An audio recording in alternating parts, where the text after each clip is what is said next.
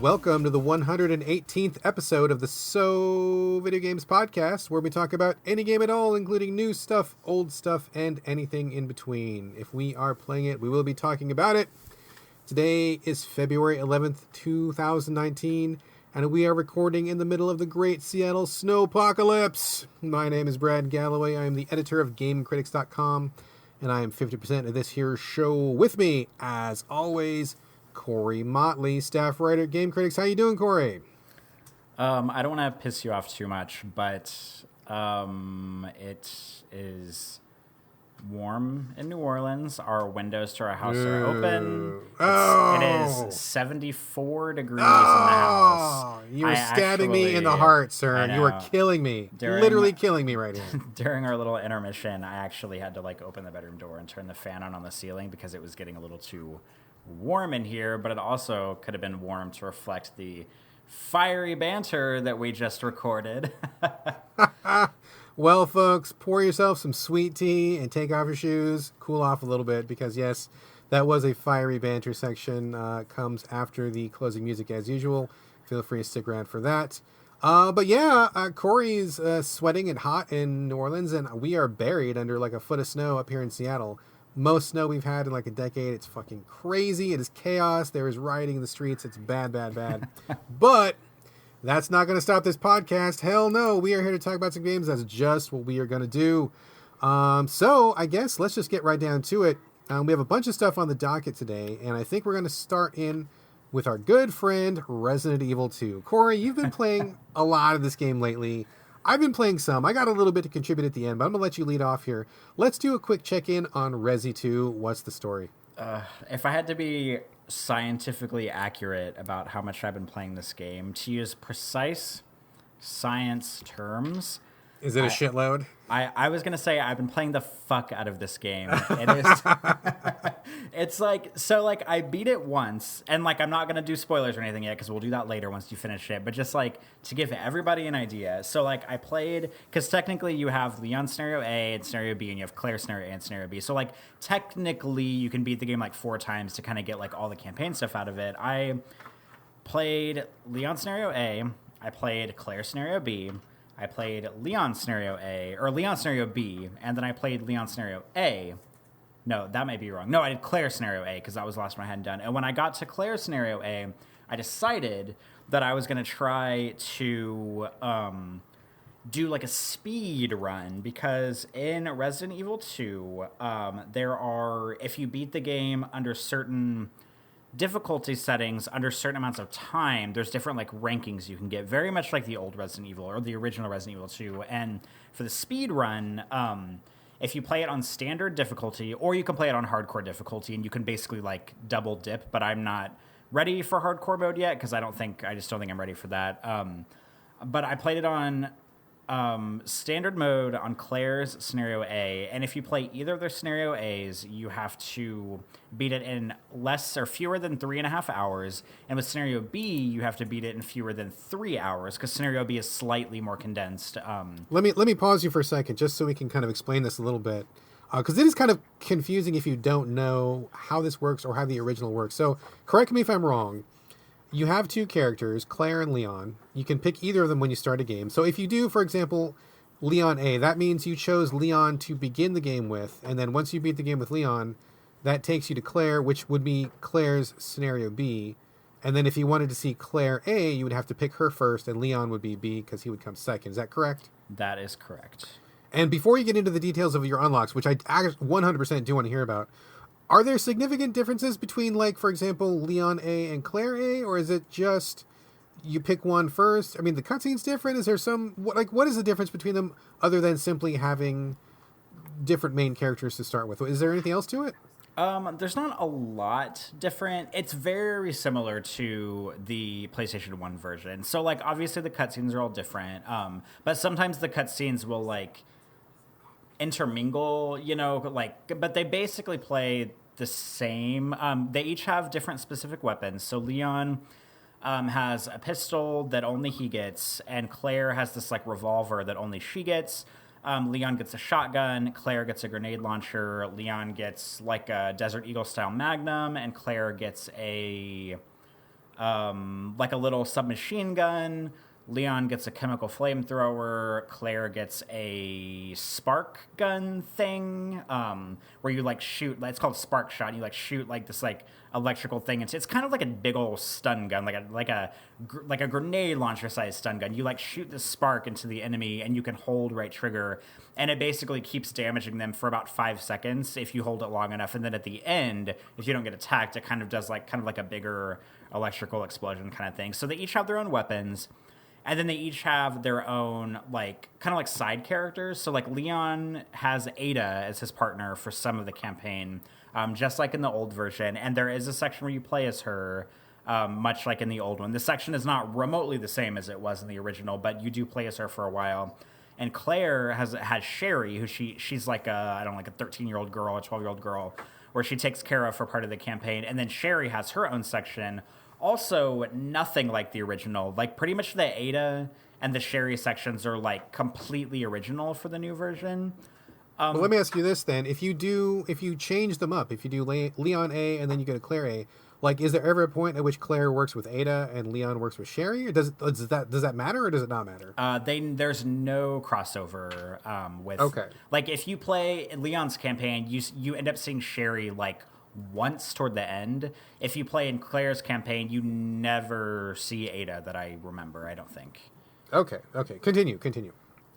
So, I mean, that's basically it. And, like, you were talking about a while back about how, like, Dan at Game Critics had been talking about the way that Scenario A and Scenario B kind of overlap. Because in the original, like, you're kind of led to believe that, like, Leon or whoever Scenario A you play, like, Scenario B, it's like different enough, but it's not super different. And that's pretty similar to how it is this time around. Like, the Scenario Bs they're less different than they were in the PlayStation 1 version, which is kind of disappointing. I also found them to be a little bit more difficult than Scenario A, given certain circumstances that I won't spoil. But it's basically this, like, probably about, like, Scenario B is like a slightly condensed version of Scenario A, with, like, a little bit less, like, faffing. It's more kind of, like, to the point, and it's a little bit quicker, but it's also a little bit harder because it kind of, like, pushes you into the deep end just a little bit faster than Scenario A does. But there's, like, a lot of crossover between Scenario A and Scenario B, like, kind of to the point where it is a little bit disappointing, but it's certainly not, like, a game breaker or anything. But I did all of that, and I want to give a shout out. I don't think he listens to the podcast. I don't even know if he knows the podcast exists. But there's a guy that I follow on Twitter. His name is Mike Russo, and his Twitter handle is Mike@arms _ between Mike and at and arms. I don't know. I have no idea how I met Mike. We probably just have been following each other on Twitter forever, probably for years. But he kind of came to my rescue because I was tweeting about wanting to do a speed run, but that I had just sort of envisioned myself like basically just putting a YouTube video on and just like following the YouTube video like second by second as I was playing it, which didn't really sound like a lot of fun. But in the speed run, by the way, if you get an S rank on standard, you get a pistol that has unlimited ammo, which is like amazing because ammo is super scarce in the game. And if you do hardcore mode and get an S rank, then you get like an unlimited submachine gun, I think is what it is. And he actually he started DMing me on Twitter, and he sent me a link to this Reddit post that was basically like, kind of like a big text document that just kind of had a breakdown of like piece by piece of the campaign, what you're supposed to do. And it's sort of like specifically written for people like me who, you know, haven't beat the game 50 times over and know everything and, you know, want to suddenly do the speed run now that they have all this info. It's kind of aimed more toward people who've played it like a couple times and, you know, don't know all the ins and outs. So it's kind of like a noob's guide to speed running. And yeah, I just want to give him a shout out because he didn't write the guide, but he like sent it to me and he sent me some extra tips about like, no, here's some things that are in the guide that I think you can actually cut out, and here's some stuff that I don't think is helpful. And it was the stuff that he told me in the guide he sent me were incredibly helpful. So I ended up, my fourth time through, I ended up beating it on a speed run. I came in at, I think it was like, the goal time was 3.5 hours, and I think I came in at like 2 hours and like 57 minutes or something. So I was like within about a half an hour of the goal time, and I unlocked the unlimited pistol. And when I did that, I sort of thought to myself, I was like, God, I played the game 4 times now. Like, now that I have this unlimited pistol, like, I'm kind of, like, tuckered out. I don't even really, like, want to go back and play it with the unlimited pistol because, like, I played it so much over the past few weeks. And then, but that didn't stop me. I immediately started a new game and I got the limited pistol out. I was like, oh, yeah, I just want to see how it feels. Like, I kind of want to see, like, the stipulations of it and whatnot. And I got the limited pistol. It's in the first item box you find in the game, which is about 10 minutes into the game, maybe 15 or 20 minutes, depending on how quick you are. And I just kind of took off and kept playing. And it's been, like, this nice, like, freedom of gameplay because I don't have to carry pistol rounds. I have unlimited ammo in the pistol, and that, like, frees up an inventory slot because inventory management is a big thing in Resident Evil 2. And it's just been nice. It's been nice to go around and just shoot everything as much as I want to shoot it without having to, like, really be concerned about headshots. Because in the first 4 times through the game, now that I'm on my 5th time, I was, like, really concerned about taking a long time to set up my shots and to make sure I got headshots every single time. And every time I would, like, miss a shot, I would get really mad because the ammo is really scarce. But it's been, like, incredibly nice to just run around the police station and shoot everything, like, 50 times to make sure it's dead. I don't have to worry about ammo or having to worry about carrying ammo or anything like that. And you still have to carry ammo for the rest of the guns. It's not unlimited ammo for everything, but just, like, having the pistol with unlimited ammo is super nice. And so I am about 90% of the way through my 5th playthrough, and I'm pretty sure when I finish my 5th, I think I'm going to go for the hardcore run for my 6th and try to unlock the unlimited submachine gun. I'm a little bit scared about it, but like after reading the guide, though, it's weird how like simple certain parts of the game seem. Like once you kind of know like what you can and can't get away with, and once you know like, oh, if I hide over here in this boss fight, it makes the boss more difficult to attack me. You know, just like little stuff like that. Where like originally some of the stuff would like because I was getting kind of frustrated in my 2nd and 3rd runs because there's just like, I don't know. I just like really wanted to just like get the game over with to kind of get where I was going. But there's certain barriers in the game that kind of make it a little more difficult. And I was getting kind of annoyed and kind of impatient. But once you like read through a guide and figure out like what is going on and kind of like guide you in the right directions and everything, the game gets a lot easier. And I kind of appreciate that about it. But I can't remember the last game. I mean, I guess probably like Hitman 2 is the last game I did this with. And that wasn't that long ago where as soon as I finished it, I played it over and over and over and over again. But this doesn't happen that often with me, so I don't know if that speaks to my taste in games or how great Resident Evil 2 is or whatever, but I have been playing the hell out of it. Probably will play it another time through to unlock the next gun, and then I might call it quits after that, but we'll just have to see how it goes. Interesting. Well, I have been picking away at Resident Evil 2. I haven't even finished it yet. Haven't even finished Leon's Scenario A yet. So you're like, you've finished the game like so many times already, and I haven't even finished it even like half of a time yet. One question, I remember playing this back in the day, and I remember it being different, like you getting different parts of the story. So back in the original version, it did seem worth it to do a full run of like a Leon/Claire or a Claire/Leon. But I mean, basically everybody is saying like the scenarios are so similar this time. And a lot of people that I've talked to have even said like Scenario B just seems more of like a difficulty upscaling more than like something that's really truly different. I mean, I know you're a super fan. I know this is your game of the year already, so you're already kind of biased. But I mean, is there really any value in playing like Claire once you finish with Leon? Is just to see the other part of the cutscenes? Do you feel like it's really that different? I mean, I don't know. I'm kind of wondering.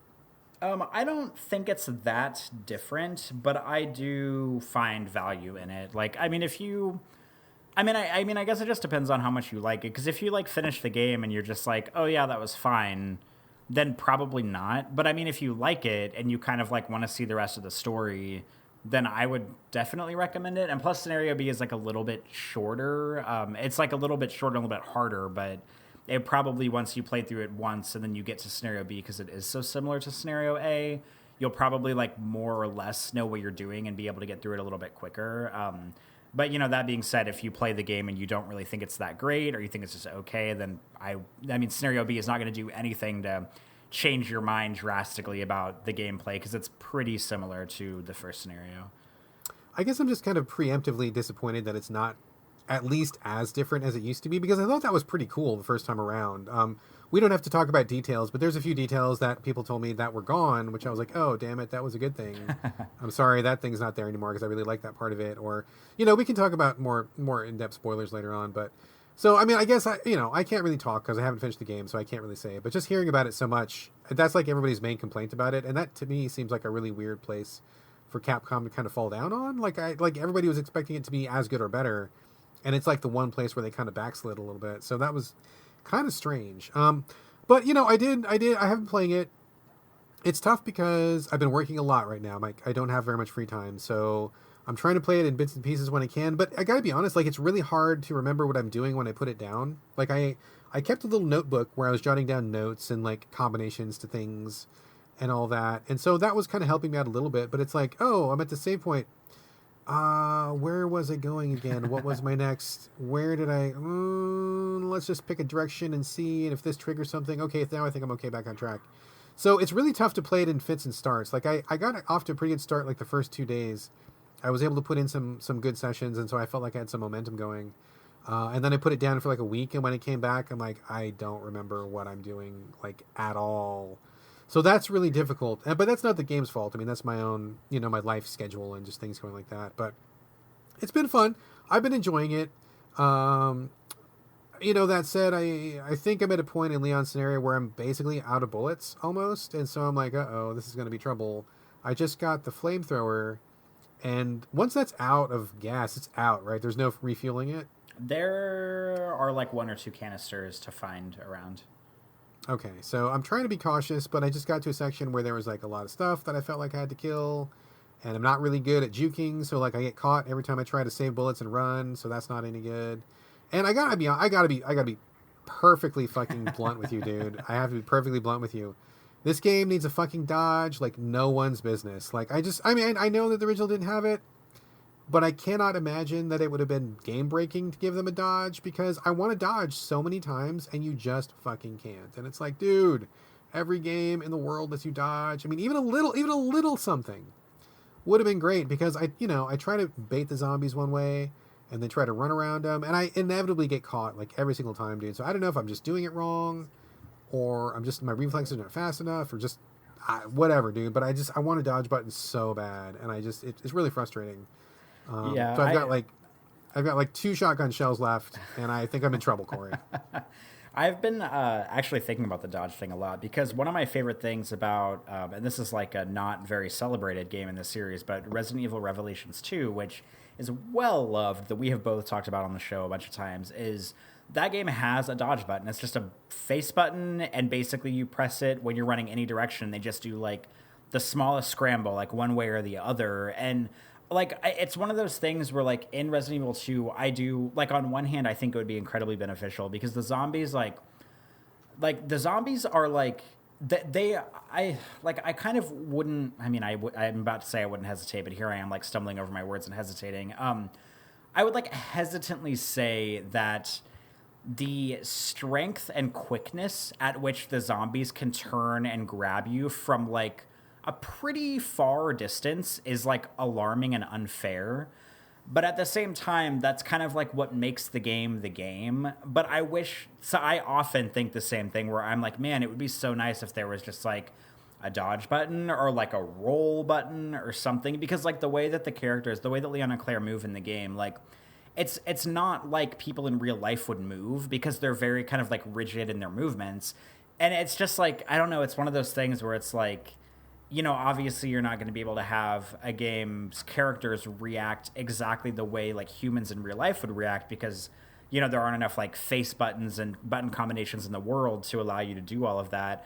But at the same time, like, I feel like they could have done just like a little bit something more. I mean, I got like the defensive weapons are there, and that's kind of like your fail safe if you can't dodge or can't get away. But even those are limited, and they take up inventory space, so like they're not always the best, at doing what they're doing. But I feel like a dodge button would not be the worst thing for Resident Evil 2 to have. Yeah, I mean, especially considering, like, I've had a combat knife before, and I've stabbed many things with that thing, and it has never broken. I've literally never broken a combat knife, dude. So, like, I kind of take issue with how fragile they are. And with how many headshots these zombies take, I mean, that combined with the lack of a dodge, it's like, okay, I get it.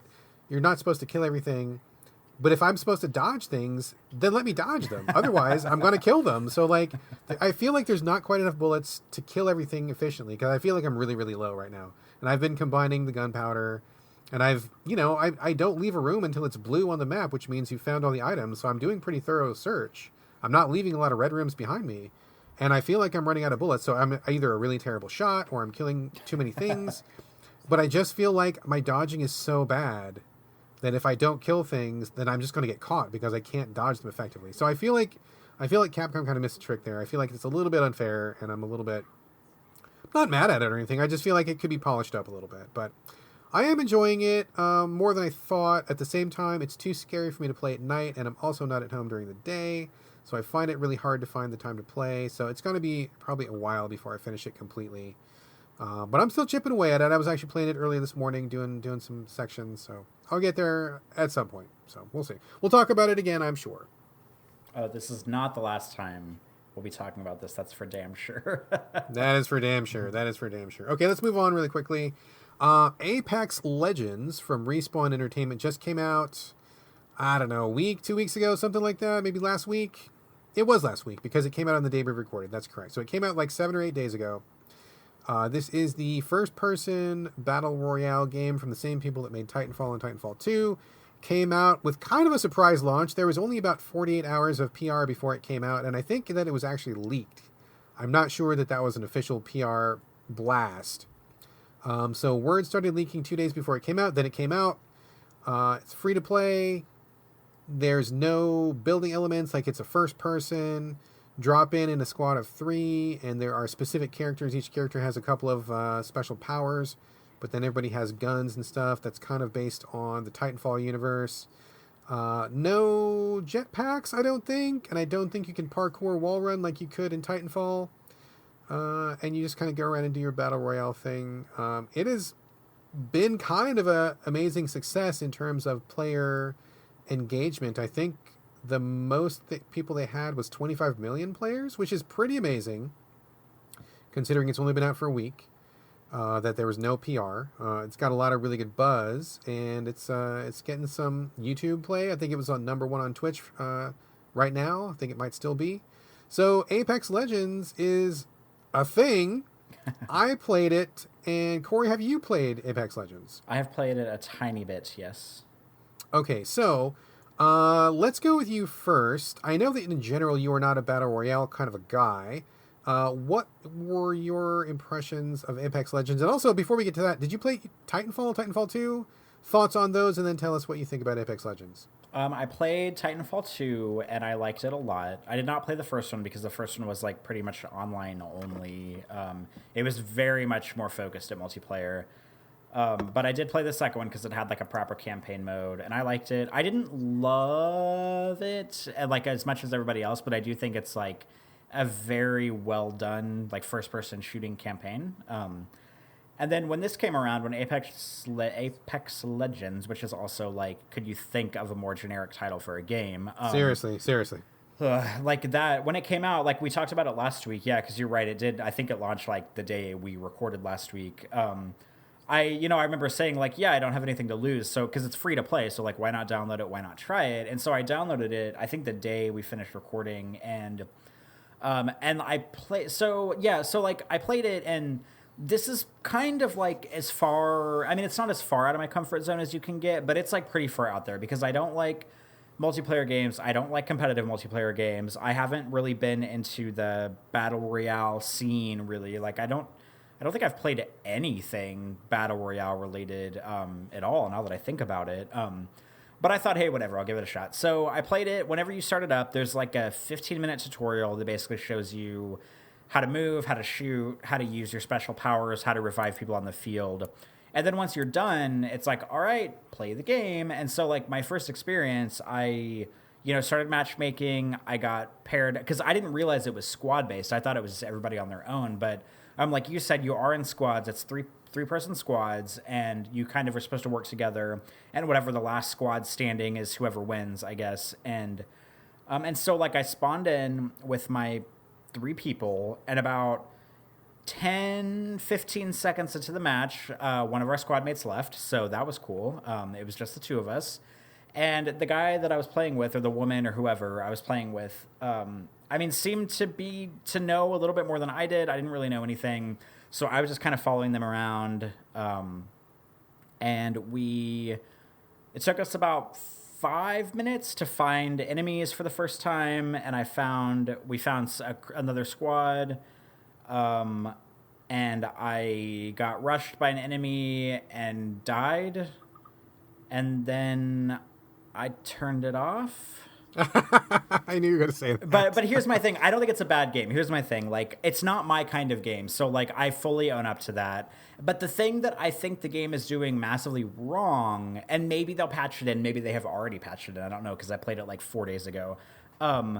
They give you the training sequence. However, they default you to one character for the training segment, and then whenever you start the game, it's kind of like Overwatch in the sense like every character has their own like special abilities, and they all have like their own things. But they don't let you train with any character. So like you train with one character and then you jump into the actual game and it's like, all right, pick from these 8 characters. And I'm like I don't know what any of these characters do. Like, I don't know what their specialties are. I don't have any experience with any of these people. And I know that part of the game is supposed to be like, yeah, you play to figure that out, but like at least give me a training area where I can select one of the characters and like try them out. Because I don't want to be trying characters out on the battlefield and then die like I did, 3 minutes into the match or whatever. So like that kind of turned me off a little bit because I would have been open to it if I could have like done like a training thing with every character and just kind of seen like which one felt right and which one had like a better ultimate or like stuff that was more suited to my gameplay type. But I don't think that was available when I was playing it. I don't know if they have plans to make that available, but I just didn't want to keep like going back in on these rounds and dying over and over again because I know that's what I would do because I suck at these games, just to like test out the characters. So that seems like a pretty big like missed opportunity on their part to me. But yeah, and I'm not saying like I'm never going to play it again, but this is pretty much my experience with anything multiplayer. I try it, I die immediately, and then I'm just like, well, nope, bye. And that's sort of how I felt about this, but I still have it on the PS4, so who knows? Maybe I'll try it again in the future. Fair enough.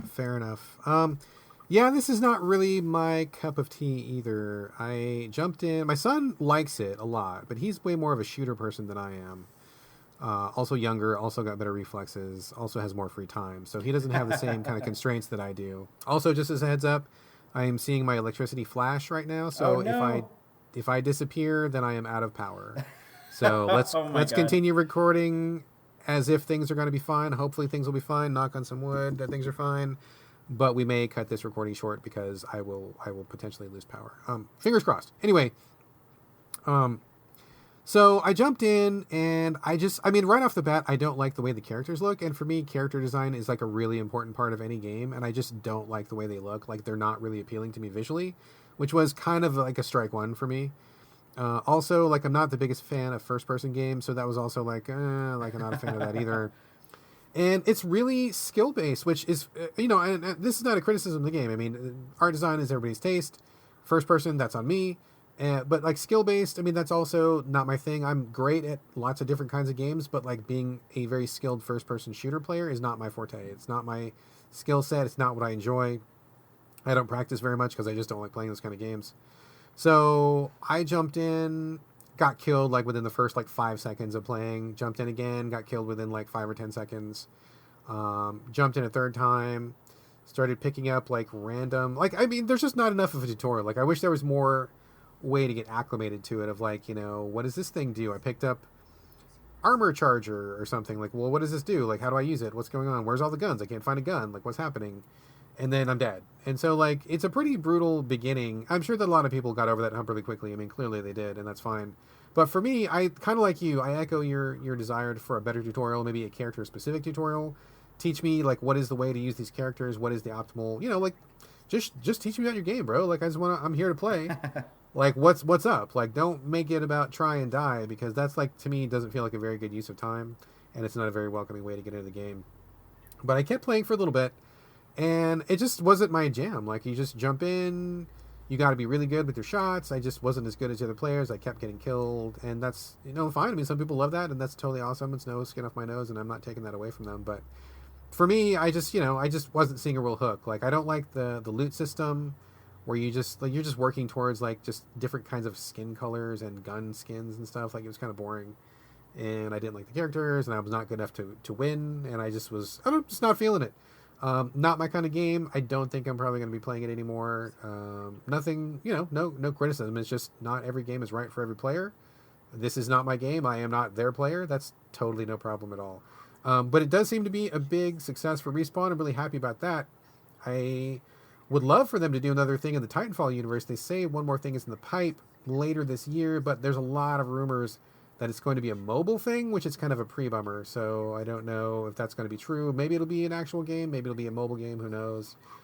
So I hope they do something that's still Titanfall related, that has actual Titans in it, because that would be kind of the hook for me. I like the mech suits part of it. But yeah, I mean, good luck to them. I wish them well. I'm glad they're still a studio. Hopefully this turns out. And I mean, it's seeming to find itself an audience. I see a lot of people in my Twitter feed talking about it, and a lot of people really like it, which is cool. So I wish them the best, Yeah, I mean, I don't know what else there is to say, but I feel the same way. Like, I'm glad that the studio is still together. I'm glad they're still making stuff, but this just game isn't really either of our cups of tea. Yeah, and that's okay. Totally okay. No harm, no foul.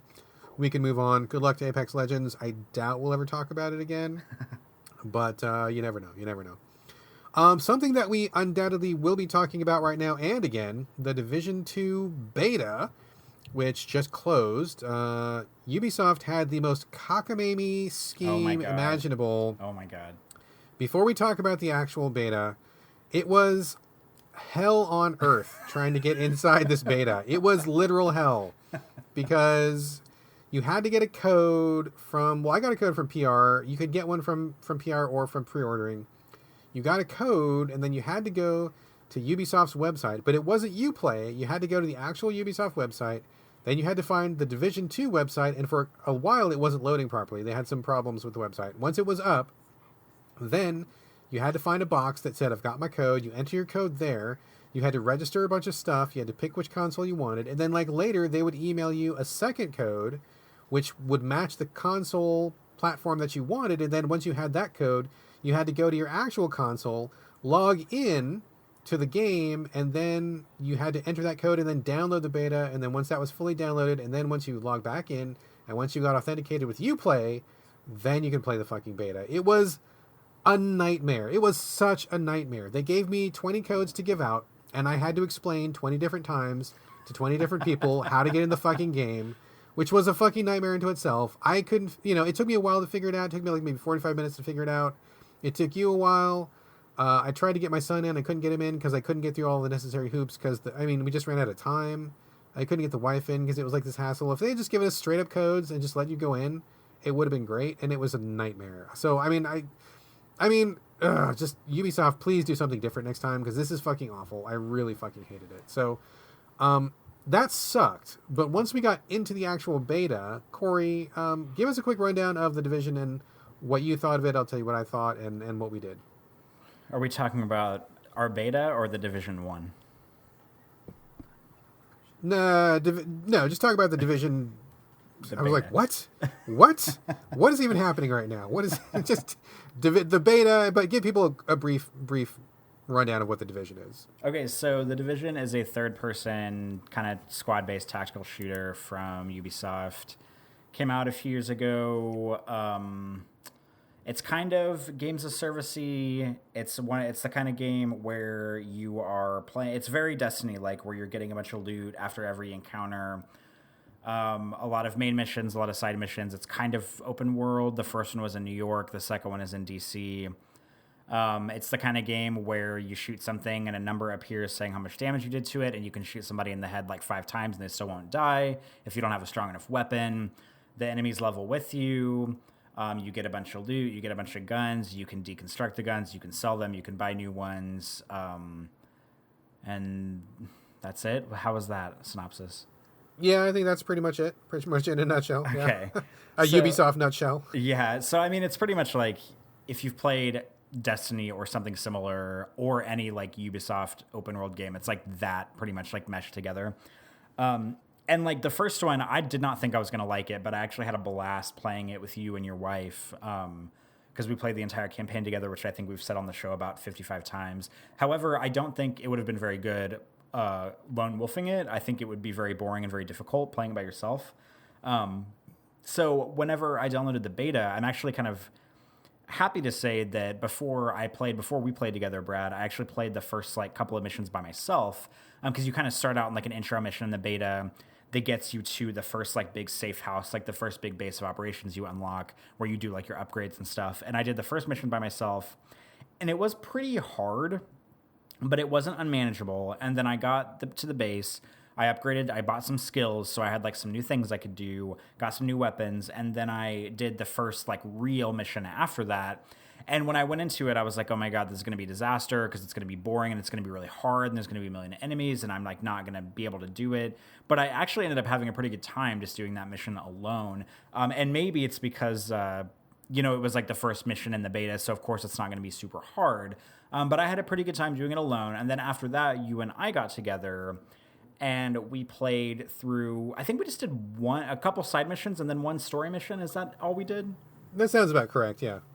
Yeah, and so we played together for about an hour or two, and I mean, on basically, like, long story short, it's just more Division. Like, I don't really see anything about, like, the environment aside, I don't really see a whole lot in this that wasn't in the first one, which is, like, kind of good, kind of bad, because playing it with you the other night, I actually was, like, having a really good time because it was nice to like have a good like co-op multiplayer shooter to play together again, like a story-based one. Because I'm, like I said, for Apex, I'm not really into like, matchmaking, like competitive stuff. Because this is mostly PvE, what we were playing, and it was just like nice to like get back in the routine and like play it. And like you and I were like strategizing. We were playing this mission in like a hotel or something, and we were flanking and I was on the balcony and I was, taking fire from a dude at the shield so that Brad could shoot him from the side or the back. And it just like worked out really well. And, but like, it felt really, it kind of felt like Christmas morning or something, like waking up and just like having this familiar thing again to play that feels nice. But with that said, it doesn't really feel any different than the Division 1 for me. So it's like one of those things where like, if you really liked the Division, then like here's some more for you. But if you didn't like the first one, or if you thought it was just okay, there's probably absolutely nothing here that's going to change your mind on any of it, because I couldn't detect anything different than what I experienced in the first one. I don't know if you did or not, but that's sort of how I feel about it. So like, I feel like I'm giving it a backhanded compliment because I'm like on board with this, and I'm probably gonna buy it day one so that I can play it with you and your wife, or you and your son, or however many of us can play it together. And I do like it. It feels comfortable and it feels nice, but it just doesn't feel any different than the first one to me. Ditto, basically everything you said. I mean, I did play the first Division for a while on my own before I had bought copies for my wife and my son, because I didn't know if it was kind of going to be the thing that a family would get into. So I didn't want to buy 3 copies right off the bat. So I played it a little bit on my own.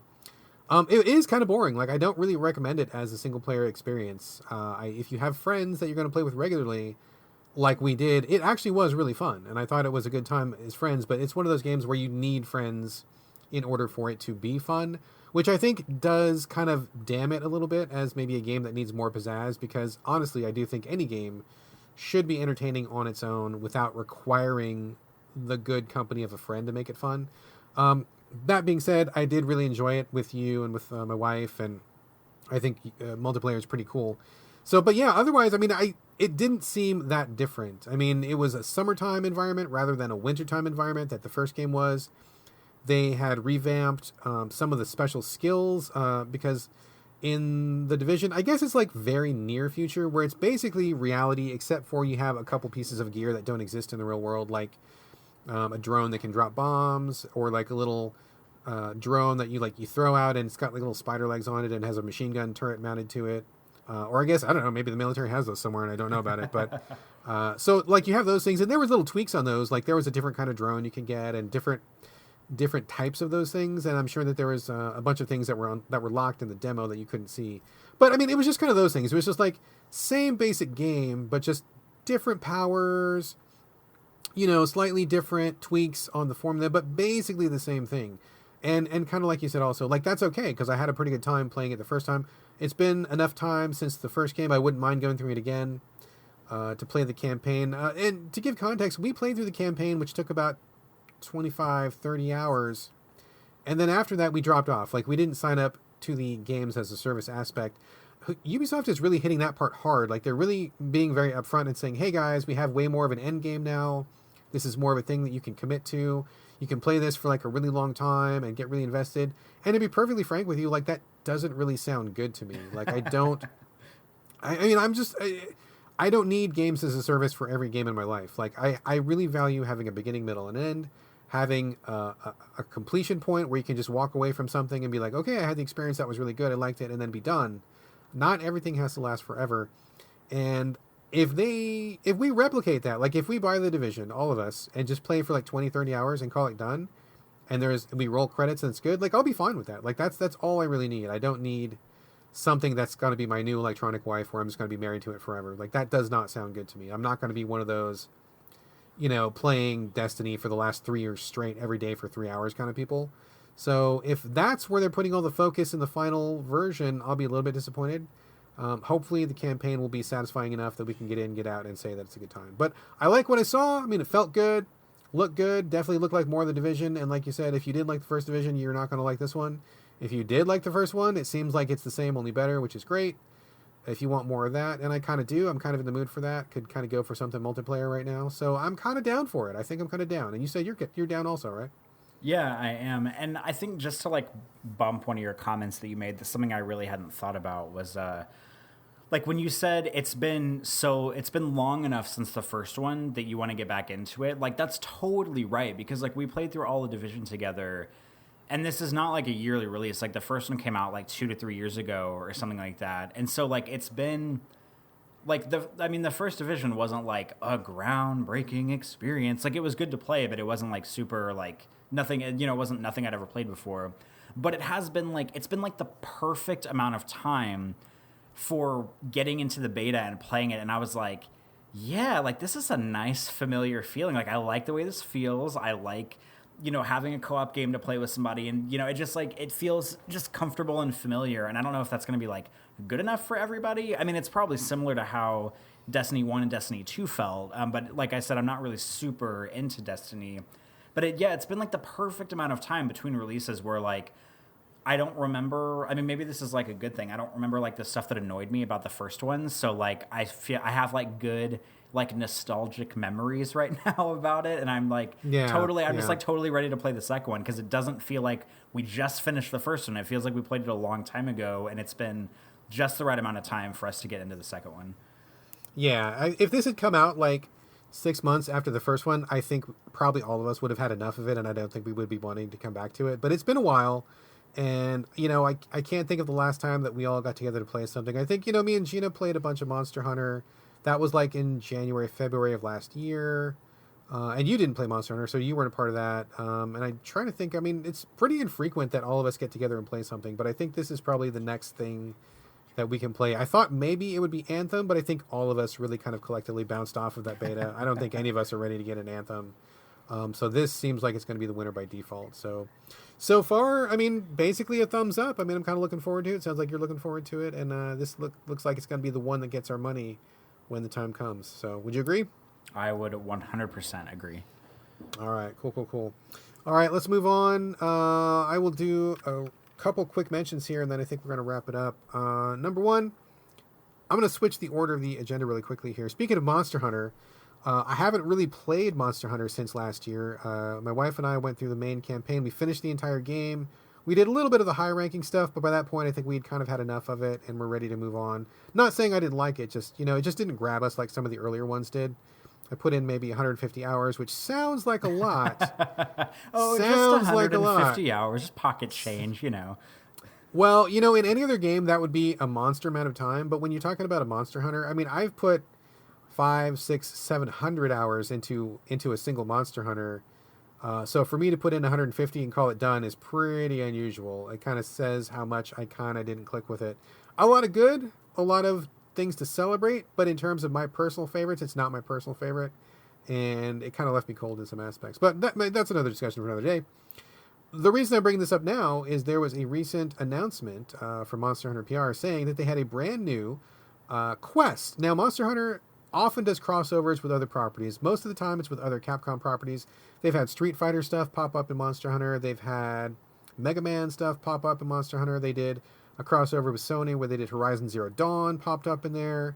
There's been a couple other things here and there over the years. There's been a Zelda crossover, Metroid crossover, etc., etc.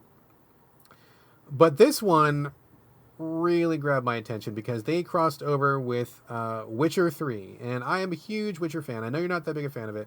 My wife and I are huge Witcher fans. We love that game. It was my game of the year when it came out. And I was like, holy shit. Geralt is going to be showing up in Monster Hunter. What is this all about? What is this? What is even happening? And it was actually really, really cool in some ways, and it was really awful in one way. So the cool way was like you play as Geralt of Rivia in Monster Hunter World. Like basically the story is he falls through a dimensional rift, which actually makes sense because there are plenty of rifts in his Witcher 3 game. That's actually a thing that happens often. So it did not really break canon for him to do something like this. Like it fit pretty well. He falls into the Monster Hunter world, and there's other monsters from the Witcher universe that fall in with him. And so he has to go hunting after them. So he's chasing these weird new monsters in the Monster Hunter land. It's really cool. He looks just like he did from Witcher 3. He's got the same voice actor, which is fucking awesome because I love his voice. There's a lot of dialogue. Like every time he picks up an item, he like talks about the item, and he'll do his like dry Witcher commentary and his dry jokes, which is just amazing.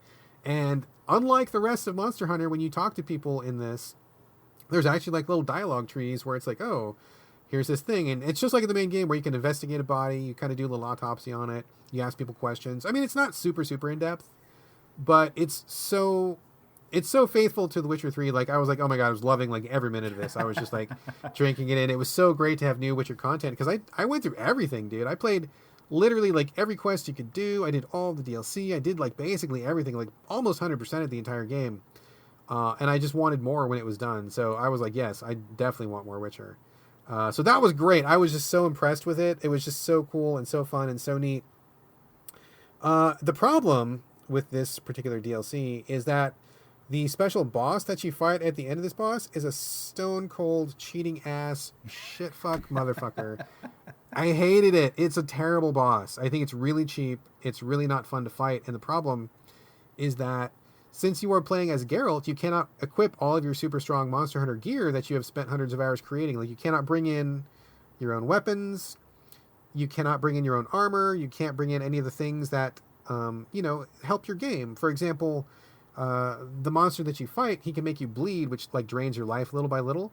And there's lots of things you can do in the main game to stop that. You can put on like this armor that stops bleeding altogether, or there's like little charms you can put on that ameliorate that. But you can't do that. Like you just have Geralt, and he's great, but like he is balanced so that this fight is a real challenge. So like you can't just steamroll it if you want to. And I think they got the balance wrong because it's really easy to get stun locked by the boss. I think the boss has too many distance attacks that are really hard to cope with. And any of the weapons that Geralt has, I feel like don't do enough damage. And so it becomes a really long, drawn-out fight that's really painful.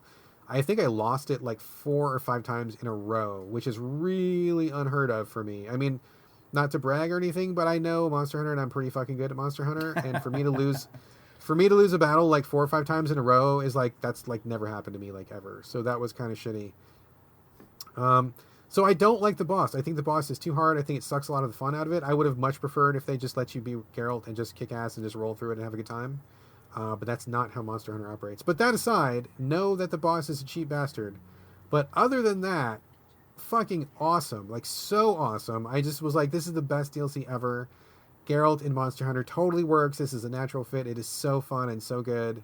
I was living for it, dude. I was living for it. So I definitely recommend it to Witcher fans. If you are familiar with Monster Hunter, you will have to be, because you can't just dip in for the Geralt stuff. Like, you have to be a certain level to access the quest.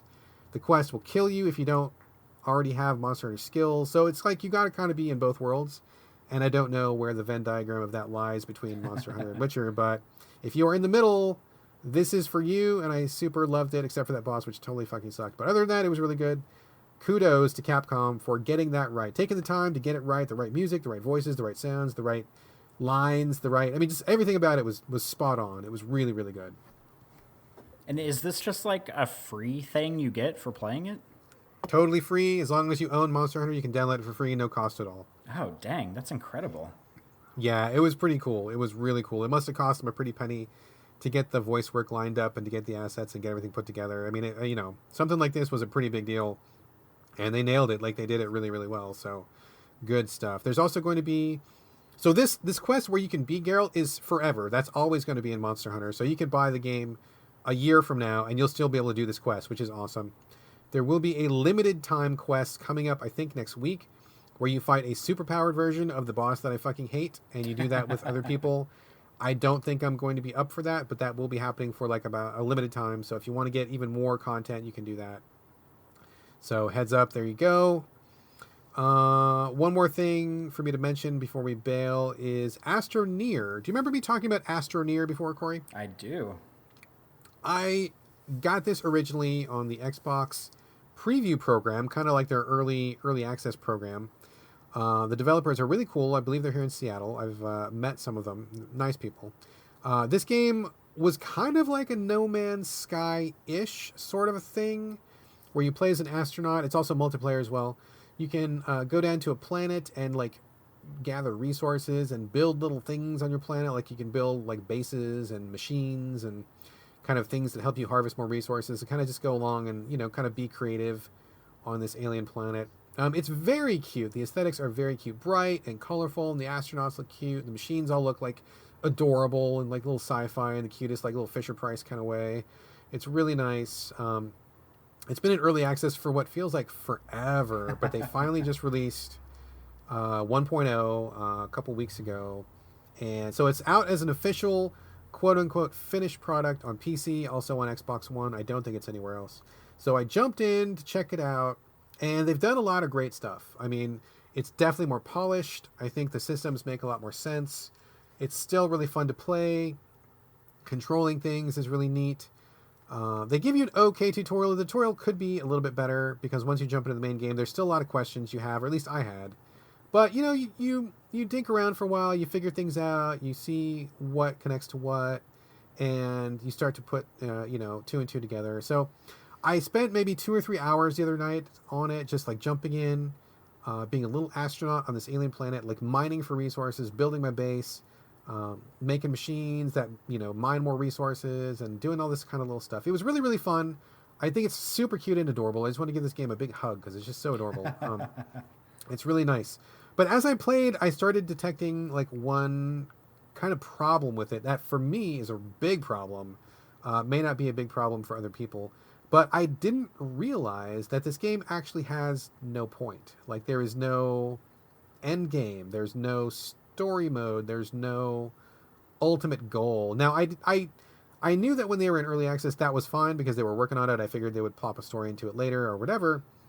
But now that they're at their 1.0, I'm still not detecting any purpose to it. Now, I mean, of course, there's a purpose of like just enjoying what you're playing, just the tactile sensation of being in the world, and just, being there and doing things and building things. And there's no combat, so you're not going to get killed by things. And it's a pretty safe, kid-friendly sort of a game. I mean, I dig it, like, in a lot of ways, but I am definitely the goal-oriented gamer where I need to be working towards something, whether it's, get off the planet, or mine $1 million worth of resources, or build the biggest house you can, or something. Like, I kind of need something to be working towards. And I gotta be honest with you, dude, like, as soon as I realized there was no ultimate goal, my interest in it kind of just, like, evaporated. Like, I'm like, oh, this is just me wasting time. I'm not really building towards anything, and I'm never going to roll credits, and there's not a big purpose to me doing this other than the simple pleasure of doing it, which is fun, but I'm not going to do that again. I just am kind of done with it. So I hope that they patch in some kind of a story or some kind of a goal, because, I mean, it doesn't make it a bad game, but for me personally, I need to have an endpoint or else I just can't commit. And I know that some people don't care about that. My son doesn't care about that. Other people don't care about that, and that's totally fine. But for me personally, I gotta have something to work towards that kind of lets me have that drive to keep pushing forward. If I'm just doing it just to do it, that's not enough of a goal for me, no matter how fun or cute the game is. So I'm probably going to stop playing for now. If they do come back and patch a story into it, I would love that. And I would come back to it in a heartbeat if they did give me an end goal. But I did put in an email to PR and I said, hey, am I wrong in thinking that there's no story, no goal, and I never heard back from him. So I'm going to take it to mean that there is no goal. So I think it's great. I think it's really cool if you have a kid, or if you want like kind of a fun open world mess around game that's really like consequence free and easygoing and fun to play around with, and kind of big sandboxy sort of a thing. I think it's great. Like I really like it a lot, and I love basically everything about it except for the fact that there doesn't seem to be an endpoint. And that, like I said, that's not a problem for some people. For me personally, that is a problem, a big one. But for other people, I think it's probably no big deal. So if it sounds good to you, if this sounds good to you, that's not a rep sentence. If this sounds good to you, check it out. I definitely recommend it, and I think it's got a lot of good going for it. I think it's very fun, but just be warned that it's fun for the sake of fun, not that you're going to be saving the universe or, you know, becoming the CEO of a space corporation or rescuing yourself from being stranded on a planet or something. I think if there was a mode like that, it would put this game over the top. It would be something I would probably put a lot of hours into. But for now, I think Astroneer and I are going to part ways on good terms, but still parting ways. So if it's like a space exploration game that has no point, then it really is like No Man's Sky, isn't it? Yeah, it kind of is. It kind of is. Although, to be honest, like No Man's Sky has gotten better about that. They've been adding more and more story as they've been going along. I think that they probably realize that a lot of people like me actually do want that in their games. So hopefully the Astroneer people, I think they're a fairly small team. I mean, I don't know what the resources are like. They've been working really hard for a long time.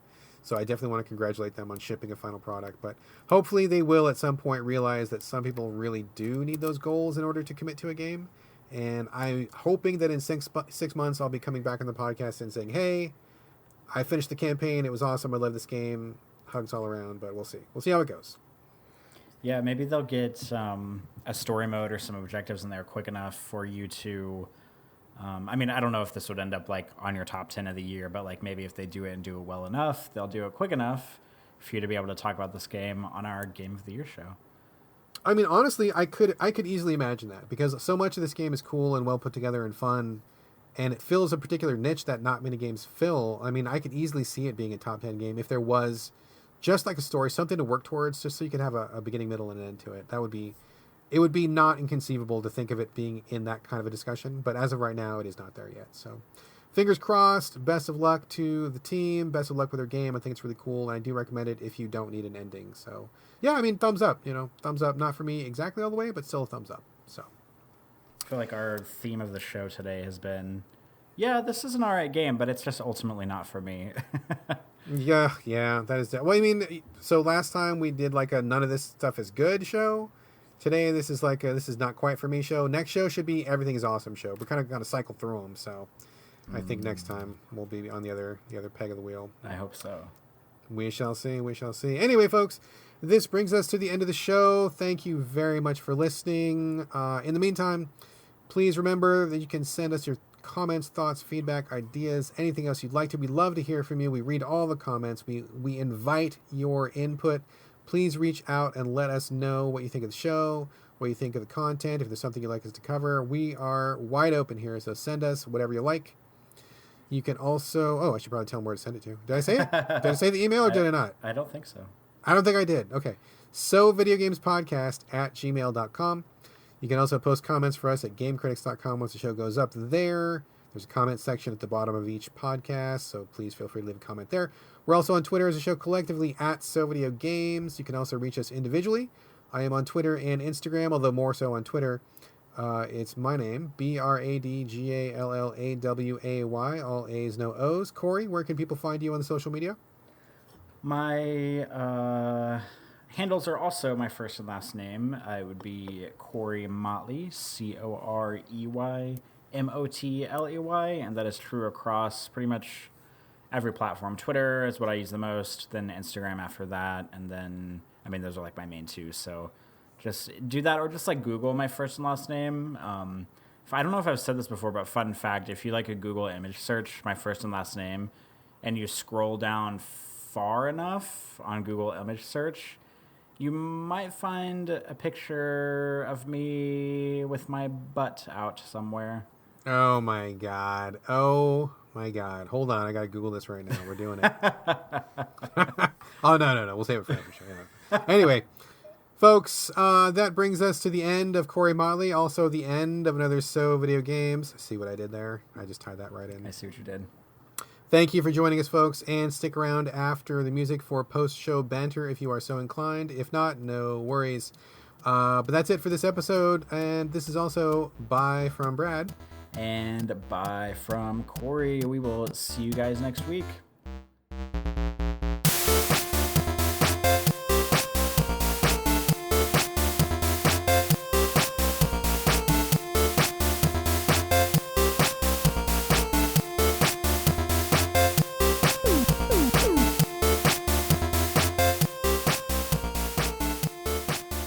Well, good. It is Monday. I didn't realize it was Monday because I've been neck deep in the snow apocalypse, dude. It's been crazy, but we don't have to talk about that at first unless you want to. What, and I guess circling back, thank you for reminding me that it was Monday because I would not have shown up to record. What is on your plate, man? How are you doing? What's things going? I can't talk. English is hard. How are you doing? What's up? I'm just like really tired today. Today's just like, it's like there's like a lot of factors happening right now. So first of all, like I'm not responsible or like I don't have enough like wherewithal to like go to bed early ever. So I stay up way too late. And give me both, sister. Yeah, and then I get up for work with like 3 to 4 hours of sleep, and then I go into work. And today was just like, it was like I got to work and I had like a million incident reports, and I've been working on this thing for kind of like my boss's boss, who works in our suite in the department that I'm in, and she's one of those people who she like has, I mean, she undoubtedly does like a pretty good job at her job, and but she has like a lot on her plate, and she's one of those people where, and like this literally happened last week, where I like sent her an email about an incident report we got, and it was about a person that she like, I guess, sees regularly. And so I emailed her and I asked her like 3 questions in the email because I just needed to like clear up a few things so I knew what to do with this incident report. And she's the kind of person who, like, this literally happened. I sent her an email and I asked her like 3 quick questions about like, hey, what do you want me to do with this? Basically, she sends me back an email that just says the word sure with a period. And I'm like, are you fucking kidding me? Like, oh my God. She's just like, she's one of those bosses. And I mean, I think like generally she's like a good person or whatever, but she just like doesn't have very good communication skills. And whenever you're like the head of a department, you like need to have good communication skills. Kind of fucking crucial. Kind of crucial. So like she doesn't have very good communication skills. And she's also one of those people, and this is part of what stressed me out today, is like I've been working on basically gathering. There's like a board meeting for the university coming up soon, and I've been like gathering a bunch of this case data for her based on like certain types of incidents, whether they be like victim support or like conduct stuff. And she like, so she does a thing, you know, speaking of bad communication, where she'll email me and my boss, or sometimes she'll email my boss to email me so it can like, he can kind of translate what she's trying to say. So she'll email me and she'll be like, hey, I need this and this. And like, I like most of the time, like I think I know what she wants, but like in the system that we use at work, there's about 1 million different ways I can get 1 million different things. Or actually, it's probably like 5 million different ways I can get 1 million things. So there's like a lot of different ways to do things, and there's like a lot of different ways to run reports based on like certain dates or certain time slots, or like when incident reports were submitted versus when like the incident happened, and like all of this stuff. And she's one of those people where she'll be like, hey, I need this and this. And she won't give me like a lot of detail. So like I'll get the thing that I think she needs. And it's like, and like the stuff that she needs is not insignificant. Like it takes me like half a day to get this data because I have to run like a bunch of different reports. I have to like tally all this stuff up. I have to export it into Excel, and I have to like sort and filter all these different things and you know, and then like write these numbers down. And like I'll get her something. And then every time, like, I'll send it to my boss so he can kind of, like, categorize the information and then give it to her. And then she's one of those people who, like, I'll get her the information that she originally asked for. And then, like, as soon as I give it to her, she'll be like, oh, well, I also need this. Or, I want a different version of this. And then I'll send it to her again. And she'll be like, okay, well, actually, I want this too. And I'm like, could you just tell me everything you want? Like, this isn't the first time our department has run data and run analytics on this kind of stuff. Like, I'm the newest to it, but I'm pretty capable of doing it, minus like a little incident that happened last week. But I'm like pretty capable of getting all this data. And I'm like, this is kind of my first rodeo, but it's like nobody else's first rodeo. And like, you should know what you want, and you should be able to ask me for all of the things that you want, instead of like giving me this task and then it takes me half a day to do it, and then a day or two later you say, oh no, actually I need twice the data, and then I get the other set, and then oh no, actually I want this other thing. And I'm just like, oh my god, like, please just tell me everything you want from the beginning, and then I can get you everything you want. And like, tell me. And she's also one of those people where like, I'll send her, like, I sent her like these like 4 or 5 tables of data, and like I had some of them sorted a certain way by a certain thing, and I like send it to my boss, he sends it to her, and then she emails us back and she's like, I need the incidents sorted by this thing. And it's literally in one of the tables already. And I'm like, if you had taken 5 fucking seconds to look over it, then you would have seen that it was already there and it was already sorted the way you wanted it. And it's just like, I mean, like, I like her, and I think she's all right. And, you know, she'd probably like fire me if she ever heard this podcast. But I know. It's just like, but the thing about it too is like, everyone in our suite is frustrated by her behavior, but because she's like our boss's boss, like, you know, we can't really like do anything. I mean, she's not doing anything like super egregious that's worth like getting fired or anything, but it's just like, she has bad communication skills, and she's one of those people who like, you can be like waist deep in a task and she'll email you and be like, hey, I need you to do this for me immediately, and doesn't like ask you about like what you're working on, what your workload is like, what you're in the middle of. It's just like, hey, here's my email to get this for me now. And it's like, she doesn't, it's just weird to me that she's like kind of a touchstone for a lot of the students at the university to talk to about certain things.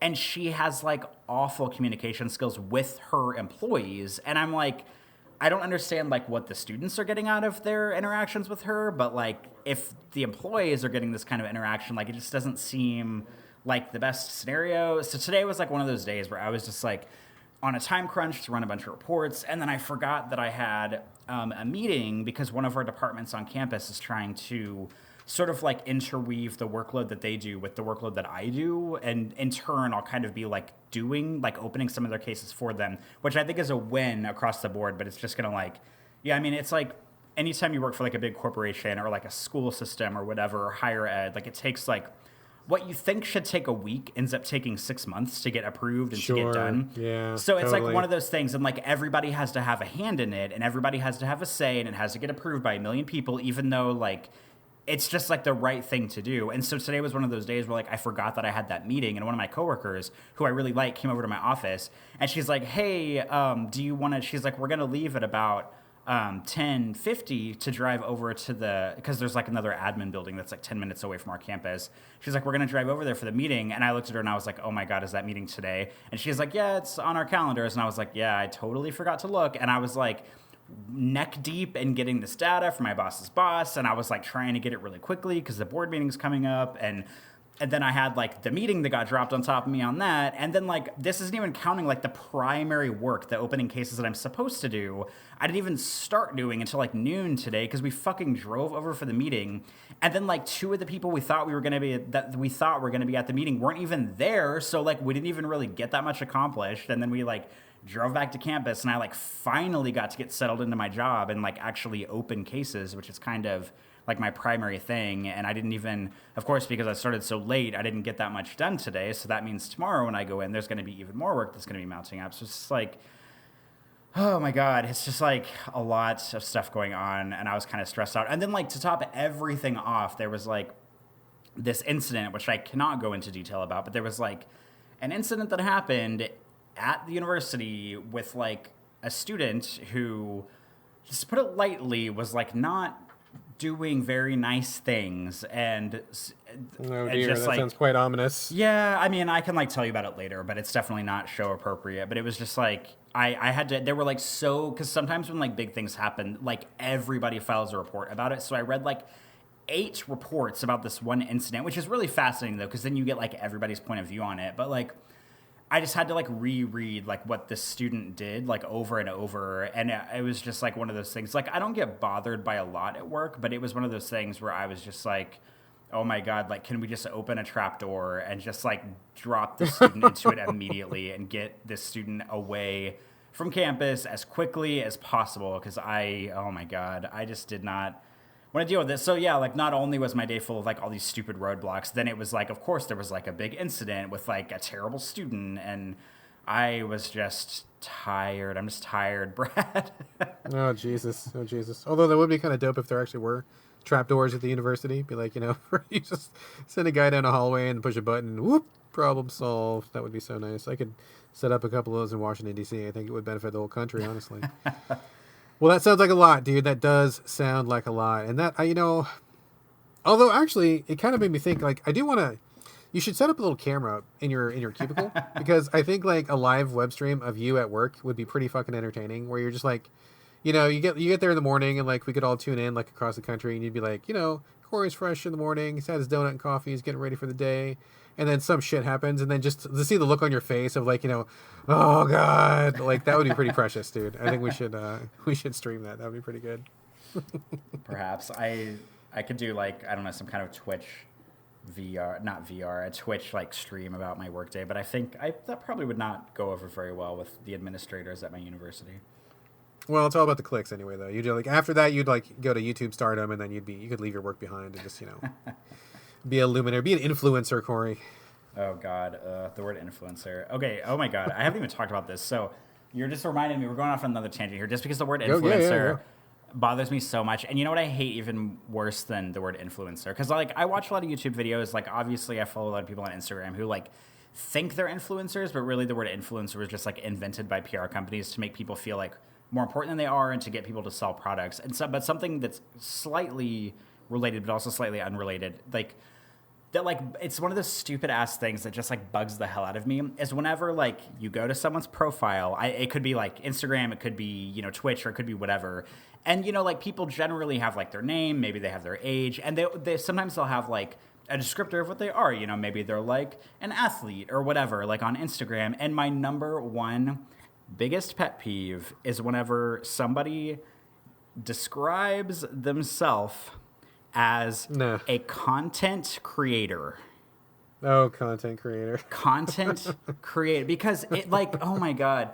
Like, I get it because that's sort of like the world we live in. But fucking, oh my God. It's like, if that's the way, if you describe yourself as a content creator and nothing else, you are, first of all, the most boring fucking human being on the planet, because that's the most like bare bones description that you could ever put on anything.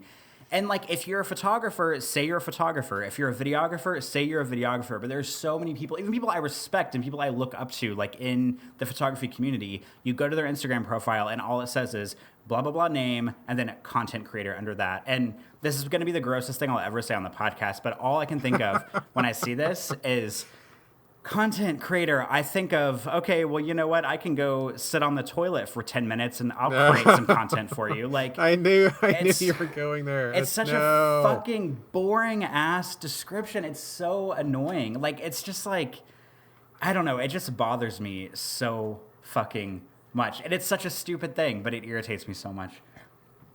I mean, I can understand. I mean, some of these new titles are just titles that you just don't have a title, so you got to have some kind of title, and like there's no real description for what you do because we live in this brave new world where everything is online and video based and hit based and ad based and revenue based and all this stuff. And yeah, I don't know, it's weird, man. It's weird because I definitely hear you about the content creator thing and about influencers and about all these new I don't know, social media star and stuff. I mean, it's kind of a weird title, but I don't know. That's our reality, I suppose.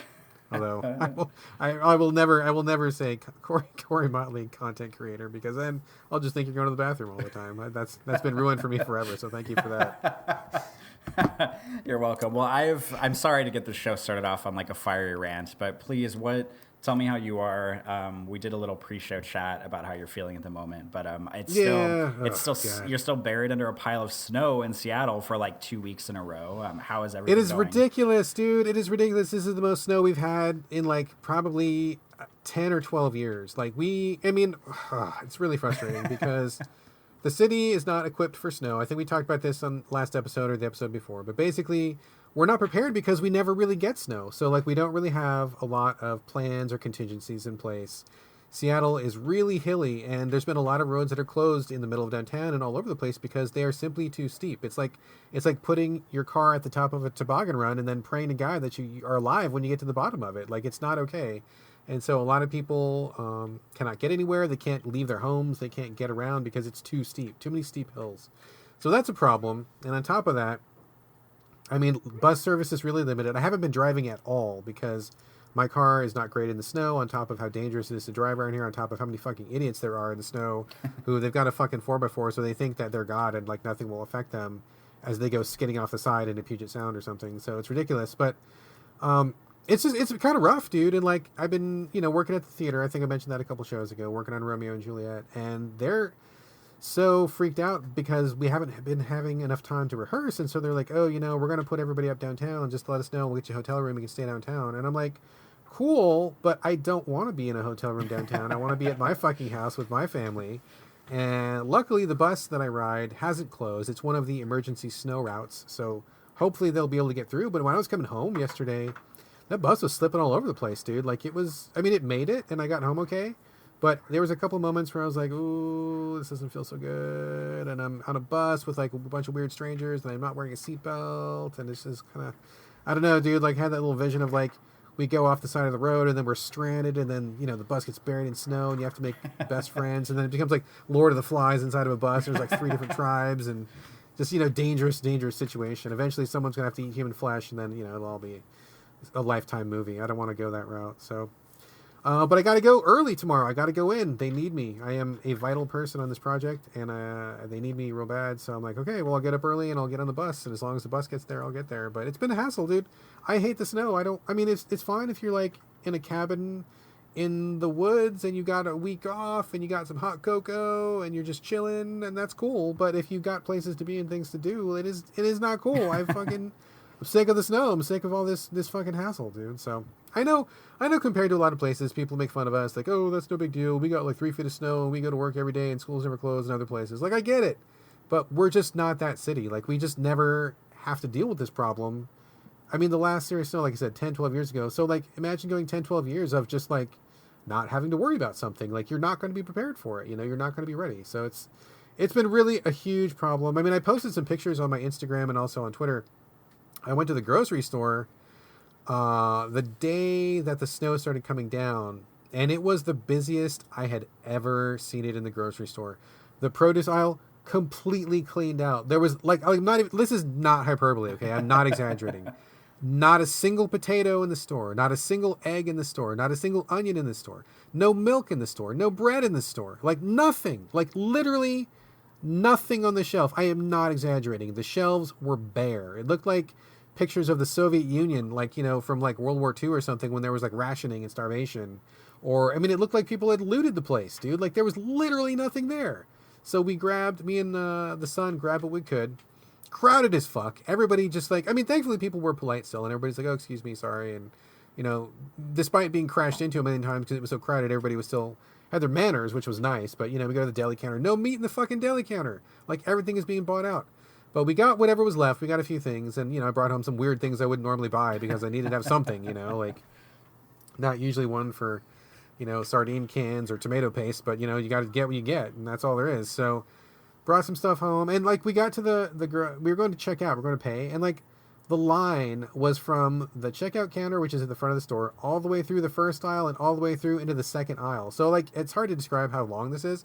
It was almost like 50 minutes from us to get from our place in line to get to the checkout stand, because that's how full it was. And that was like 16 checkout stands deep. So imagine all those people sitting in line, the whole store being full of just people in line. Like, you couldn't even get to the stuff on the shelf because people were in line blocking the shelf, like it was so, it was nuts, dude. It was fucking nuts. So we did get some stuff, came home, and thankfully we've had enough food, and the power hasn't gone out, thank God, because there was no firewood to be had. I don't really chop my own firewood anymore, and we do have a fireplace, so once in a while we do like a nice little fire for funsies or whatever. But we were like, oh man, if power goes out, we're going to be fucking freezing like shit because we don't have anything else to heat the house with. Thankfully, knock on wood, power has not gone out. Hopefully that'll stay that way, so we've been okay. But yeah, it's been kind of rough, dude. Like, it's been kind of rough. Like, it's not like a giant blizzard like you would get like in Alaska or some shit. But for this city, and for the level of preparedness, and for how often we have to deal with this, even a medium amount of snow became like pretty serious problem. So we're still neck deep in it. It's actually snowing right now, dude. Like, it's snowing. I have so much fucking snow in my yard right now. So I don't even know, but I will be on the bus tomorrow morning, bright and early, heading down there, and hopefully I'll be able to make it home okay. So we'll see how it goes. Well, I wish you the best, and I hope that your bus drivers are safe and tactical. And even like coming from me, somebody who grew up in the Midwest, like for 20, God, I lived in the Midwest for probably 27 or 28 years. And like, it snowed every single year. I mean, every year we always got like one pretty big snow. It was either that or it was like some kind of ice storm or something. And like, even with living in cities that are prepared for it, that do pre-salting or like pre-de-icing of the streets, and then once it snows and the plows come through, it's a fucking pain in the ass even when your city is prepared for it. So like, my heart really goes out to you, because even when you live somewhere where people are prepared for it, and there's snow plows everywhere, and like a lot of the snow gets cleared pretty quickly, it still sucks, and it's still uncomfortable, and it's still scary. And it's like living in a city where it doesn't rain very often, and then it starts raining and everybody drives like an idiot. I mean, it's kind of like that, but with snow. And I'm totally glad I so far haven't really had to deal with that down here, and I do not miss snowy weather one bit. Yeah, we were kind of talking about that too. It's like we haven't. I mean, Gina's from Minnesota, so she's grown up with snow, and it's they handle it very differently. It's a very regular thing for those guys over there. But like now that we're now that we like are driving in it, like it's not like we're like, oh, I hope it snows so I don't have to go to school today. Oh, please God, give me some snow. Like, we're not like that. We're like, I gotta go to some place. Like, I gotta get paid, dude. Like, if I don't work, I don't get paid. We gotta earn some money. I don't want to be slipping off the side of the road. I don't want to get into an accident. Like, there's all these dangers and problems that are associated with it, and that's just not fun, dude. It's not fun. It's fine on a Lifetime movie. You watch like Romance in the Snow or some shit like that. Have some popcorn. It's good at a distance, or if you're going sledding for a day. But it is not fun to live with it, especially not in a city like this, and not for an extended period of time. So it is a fucking drag. It's a fucking drag, dude. Let me change the subject a little bit. Let me talk about my son. For if you have a couple cute kid-related stories. The first was Hitman. Number 1 is free on PSN right now, and my son, who is 9, downloaded that. He's been very excited. He downloaded Hitman, and it was like an overnight download, so he was like, had the anticipation and everything. Jumped into it, and he's been chipping away at it. He's seen it before many times. He's seen me playing it before, so he was kind of familiar with it. And he got into it, and he finished his first ever Hitman level today. Legit, 100% did it all on his own, with no help from Dad. He called me over to watch some of the executions, and I'm like, good job killing that dude. You killed him real good. And it was cool. He did the level from Hitman 1 where you are in like the Middle East or something, and you gotta like find the general who's like inside a... Like that he's got like a broken down school or whatever. Yeah, yes. That level is the one. Like the broken down school. He did the whole bit where you disguise yourself as the hostage that's like tied to the chair, so when the general comes in to kill you, you actually end up grabbing him instead. And he did all this stuff, and he escaped and all that. I'm like, oh my God, it's amazing. I'm so proud of you. You're following your dad's footsteps, killing rando people in Hitman games. That's amazing. And I'm like, oh, how was it? He's like, not fun. And I'm like, oh no. Oh no. I'm like, it was fun, wasn't it? He's like, no, that was totally not worth it. I didn't like it. And I'm like, oh man. I think he got frustrated because he tried to escape really quickly. And then it was like the car that he was supposed to take to escape, he didn't have the key to. And then he tried to get to like, there's like a van you can take in the military outpost. He didn't have the key to that either. So he was getting kind of frustrated. He eventually just like walked out the gate. And in fact, I recognize that gate as being the same one that I took when I played that game a million years ago. So yeah, he was like, oh, I didn't like it, but I bet he will be back because he likes to kill people. So it'll be fine. One other really quick, cute story. I don't talk about Fortnite very much. We established that I play it more than I talk about it, which I think is probably true. But in Fortnite, And we'll talk about this more in the main show. So we're kind of doing the time warp thing again. But I'll say this here, and then I'll say something else in the main show. But there's these goals that you can play. Like, it's not just about shooting people. I mean, I don't know how familiar we are with Fortnite. Do you know, like, what the season is kind of like, or what you do in that besides shooting, or not really? Not really, no. Okay, well, I'll talk about it more in the main show. The takeaway is that there are these goals that you have across the whole season. The season is, I think, like 10 weeks or something like that. They'll have you do these certain things, like, I don't know, search 5 treasure chests, or kill 3 people with the assault rifle, or, like stuff like that. And so you can just play to kill and win, or you can do these other challenges and stuff. And one of the things you get is you get these really rare skins at the very end of it. So it takes like a long time. I mean, like for me, it took like 8 weeks of like working at the game to finally unlock the thing that I wanted to unlock. So it's not just like, I'm just going to jump in and do it for a day. It's like you got to have a lot of commitment to get there and to do it. So I got there. I have a friend that I play Fortnite with late at night, and so we kind of work on those together every once in a while. But then my son wanted to do it. It was about halfway through the season. He hadn't really been putting in the time, and then he decided that he wanted to go for those challenges. And I'm like, well, you can do it, and I'll help you, but you're kind of behind the curve a little bit because you haven't been playing very much. You're going to have to really work hard to get there. And he actually started really buckling down, started setting goals for himself. He started putting in time every day. And it's not like I was telling him to. He just did it on his own, right? And so he started doing those, started knocking out a bunch of challenges. He'd call me over every once in a while and be like, oh, Dad, look how far I am. And I'm like, shit, you got really far. Like, you got pretty far. Like, I'm really impressed with how far you gotten. And he got really, really close to the very end, the very final skin, the one that he wanted, the one he was working towards. And the challenge was you had to kill 3 people in a specific part of the map. So, like, the map is, like, part of it's woods, part of it's, like, mountains and stuff. There's, like, a desert. But then there's also these little towns. And the towns are usually where, like, most of the action is, because everybody goes there because that's where the resources are, it's where the guns are. A lot of people like to drop in there because you get action right off the bat. If you are, like, one of the first people on the ground, you can kill a bunch of people really quickly, rack up a bunch of kills right out of the gate. So it's kind of a dangerous place to go because you're very often killed. I mean, for me, I'm killed more often than I kill someone when I go to one of those places. I'm more of a drop into, like, a remote part of the map kind of person. But you have to kill 3 people in this one part of town, and it's a real busy part of town. And so he got in there, he got one right off the bat, and he got lucky. And then he got killed a couple times. He had some bad luck. He killed one more person, so he only needed one more kill to get the thing that he wanted, to get all of the checklist done, and he just couldn't do it. Like, he was just really having trouble. He was getting picked off.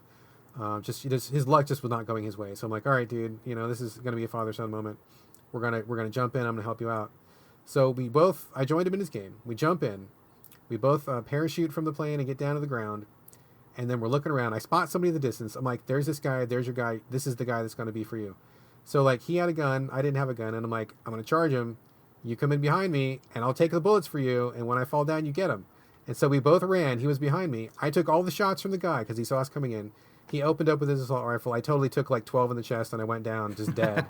But as soon as I went down, he opened up from behind me and took that guy out. A couple headshots, and he was out, and he got his final kill. And I'm like, hooray, father-son team. I took one for the fam. You got your goal. He made it. He checked everything off his list. And that, to me, was a pretty sweet cap-off to a lot of effort on his part. I mean, supreme effort on his part, supreme dedication. I was really proud of him for making it there, and I'm glad that I could be there at the final moment and help just push him over the top. So it was a pretty cool moment.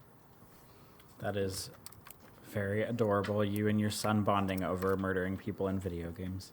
That's right. And I did take one for the fam. I would take a bullet for my son, and I literally did it. I took like 12. So there you go. Beat that, other fathers. Oh, my gosh. All right. What else you got on your agenda, dude? I have something else slightly work-related, but this is actually a fun thing to talk about, not me bitching about work. So one of the people that I work with is very into, like, I don't know if you've ever had, like, a boss like this or something, or, like, a coworker like this, but, there's, like, sort of an idea of working for, anyone, really, working for a company, working for something, and you're, like, kind of want to, like, strategically identify, like, your strengths and weaknesses, and do kind of like mentory, like, bullshit about, like, what you're good at and what you're not good at and all that stuff. So I recently took, one of my coworkers is, like, super duper into this thing called tell me if you've heard of this before. It's called the Clifton Strengths Survey from Gallup. Oh, God. I have not heard of it, but it sounds like bullshit. So it's kind of like if you've taken like a Myers-Briggs like personality type thing, it's kind of like that, but it's like for like workplace, like strength attributions, and she's like super into this, and I think she's taken it like 3 times, and like her like attributes change a little bit every time, and like my boss has taken it, and she like keeps talking about it. And so basically the objective here is that all the people in my department, which there's only like 5 of us, we either have taken it or we're going to take it, and then she's going to do like a little kind of presentation and talk about like what our attributes are and like how we work together and all this stuff, which I mean, on one hand, I'm like hand air jerk off motion, but on the other hand, I'm like, okay, like this is kind of cool. Like it's kind of like a neat like little strategic thing. So I took it on, I think it was last Thursday I took it. And the cool thing is like you take it and it pretty much gives you your results like immediately. Like you don't have to like wait for it to be like interpreted or whatever. And the way it works is you answer the questions. It's like, it has 2, there's like a scale of like 1 to 5, but it's more, instead of being 1 to 5, it's more like 0 in the middle and then like +1, +2 on either side of it in a way. And there's like a statement on both sides of the scale, and you kind of like click on which one you're closer to, you know, whether by 1 degree or 2 degrees, or the neutral one is in the middle, kind of acting as 0. And if you like don't necessarily fall into either one, you just like, I don't know, press the neutral button and that's it.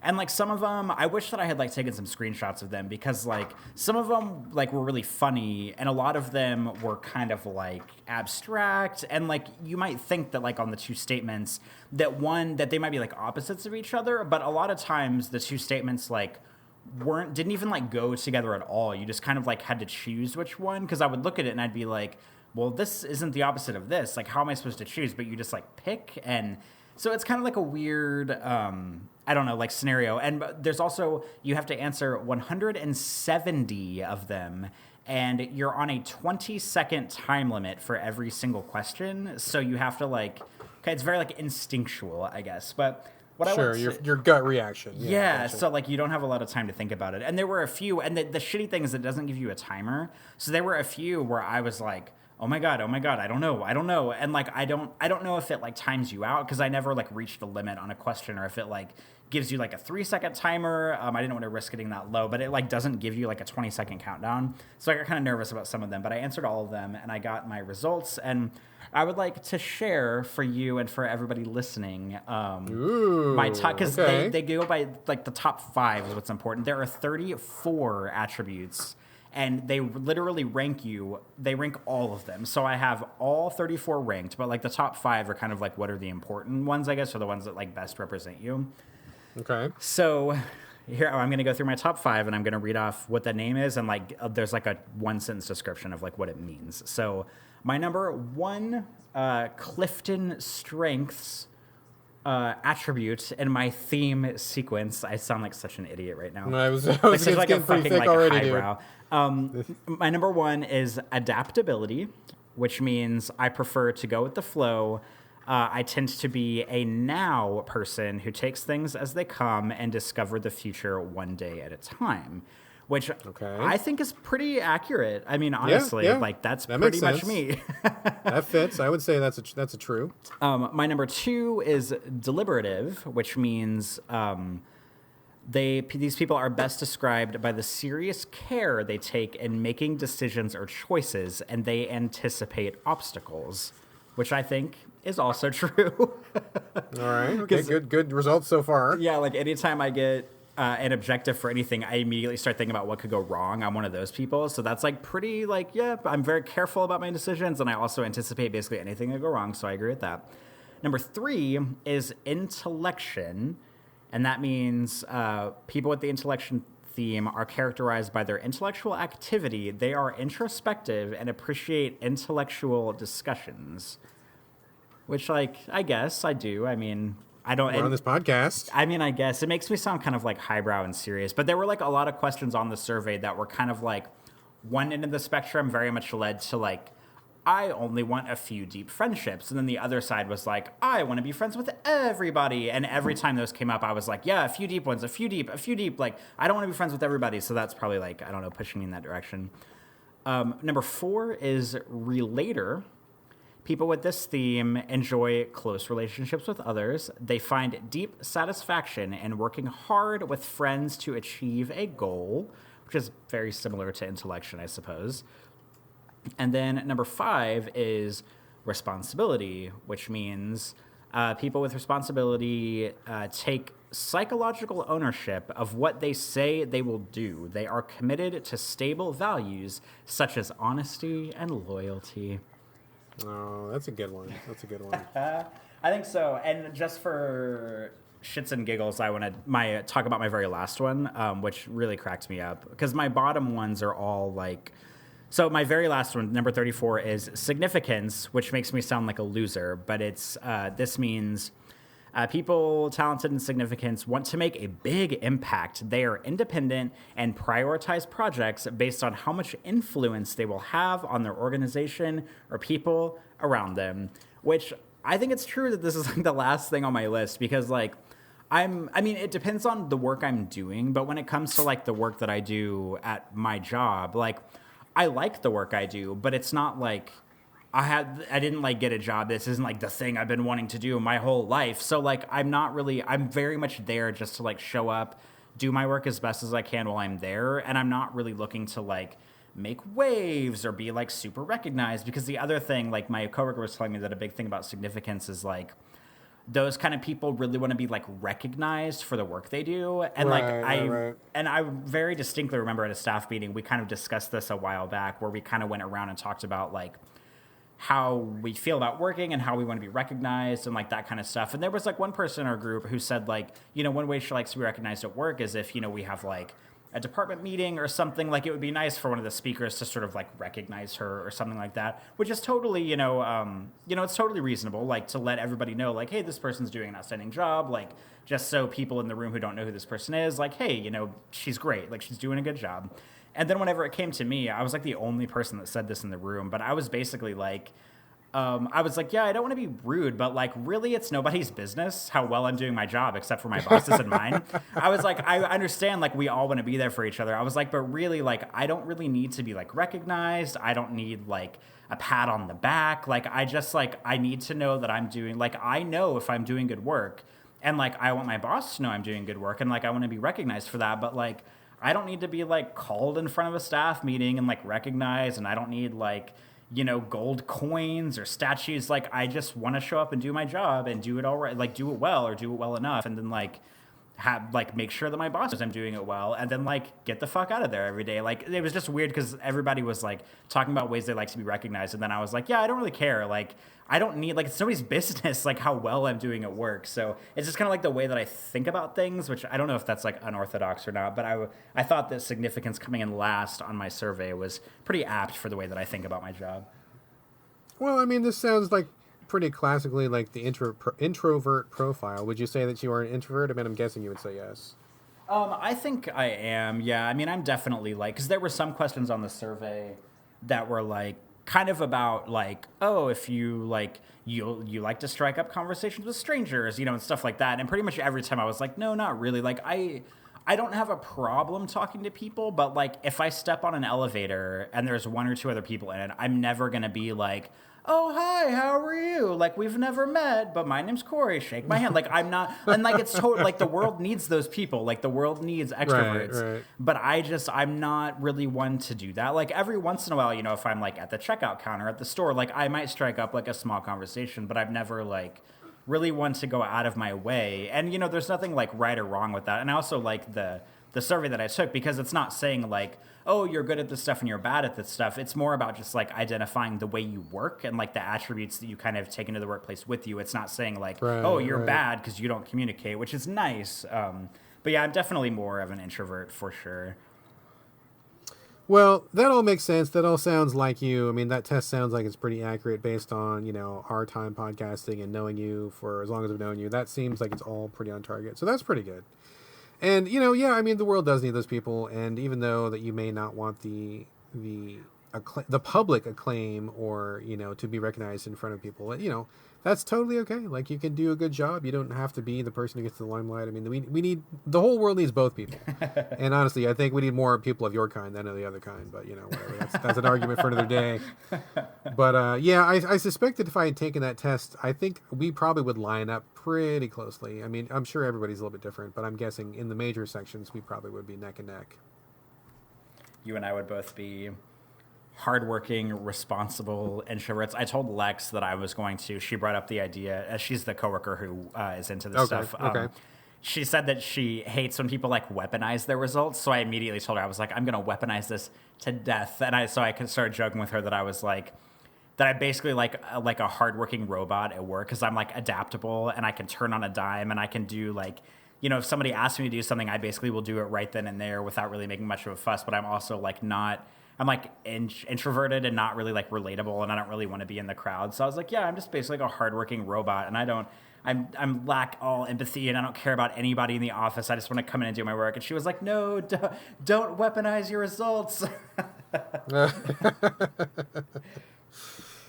Interesting. Well, I think that panned out, and I think that is pretty telling. Although not surprising. I think it's accurate, but I don't think it's surprising. Nothing you said surprises me at all. So I guess kudos to whoever came up with that test, even though I think those things are kind of douchebaggy in general. But yeah, I think so too. And I straight up told her that, like, whenever I went, like, I printed out my results and gave them to her, and she was like so excited when I handed them to her, and she immediately, like, before I even had a chance to look at them, she started like looking over my top 5 and comparing it to her top 5. And I straight up told her, I was like, yeah, this is kind of cool. I was like, but literally I was like doing a jerk off motion while I was taking half the test. And she thought that was hilarious. But I also like, I'm concerned I like hurt her feelings a little bit, because she's like really excited about this stuff. And I was just like, yeah, it's just kind of like a silly, like, I don't know. Like, I mean, I guess it's accurate or whatever, but it just feels like just like kind of corporate douchebaggery to me on a pretty big level.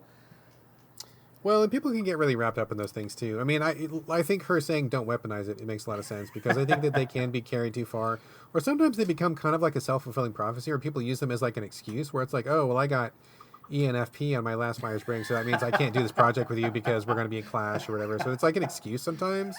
It can be used in a lot of bad ways if people are not careful about it. So I can see some value in that, but I think there's also just value in knowing yourself. And I mean, maybe it's a commentary on our society that we need a test in order for us to know ourselves. I think probably we shouldn't need a test, but maybe some of us do. But yeah, I think that thing can be, it's just like anything from any comic book. It can be created for good but used for evil. So I think you got to be real careful with those things.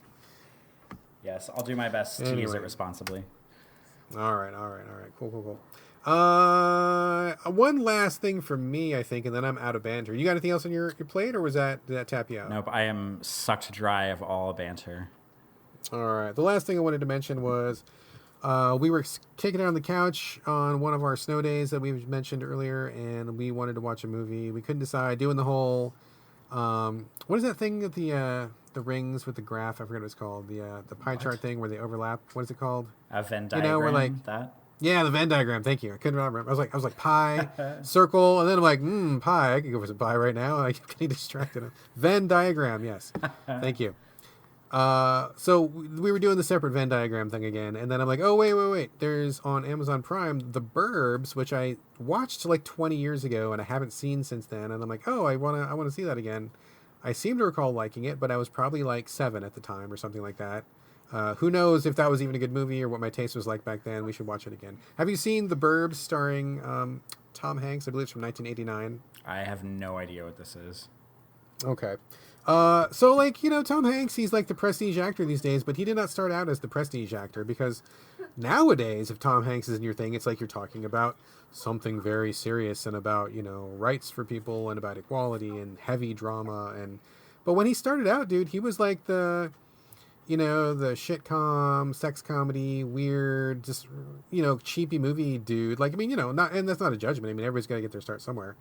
But so this was like kind of like in his early phase when he was still doing like weird random comedies and had not become like this like beloved everyman that he eventually became. So this is a movie about him living in the suburbs. His wife, Carrie Fisher, if you can believe it or not. Oh my gosh.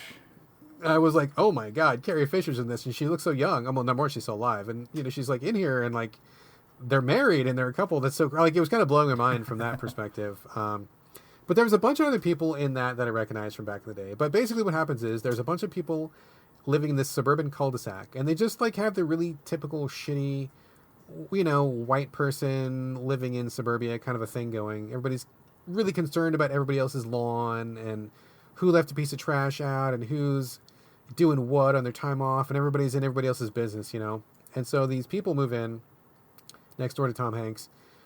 Really decrepit, rundown house. The people look like complete freaks, like they hide themselves, and so everybody gets really paranoid.